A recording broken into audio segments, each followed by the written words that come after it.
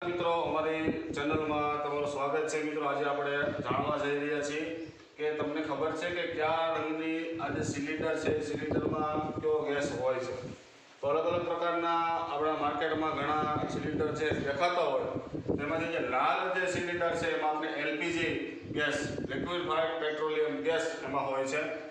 સફેદ કલરનો કોઈ સિલિન્ડરનો રંગ છે તો સફેદમાં ઓક્સિજનનો એમાં સૂચન કરે છે કે સફેદ કલર છે તો એમાં ઓક્સિજન છે। જો કોઈ કાળો કલર છે તો એમાં નાઇટ્રોજન, જેને N2 તરીકે પણ ઓળખવામાં આવે છે। ભૂરો કલરનું કોઈ સિલિન્ડર છે તો એમાં હિલિયમ નામનો ગેસ છે એ ભરેલો હોય છે।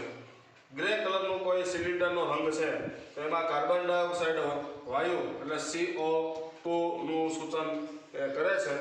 વાદળી રંગ છે તો એ નાઇટ્રસ ઓક્સાઇડનું સૂચન કરે છે। મિત્રો, અલગ અલગ પ્રકારના સિલિન્ડરમાં અલગ અલગ પ્રકારનો ગેસ છે એ ભરેલો હોય છે।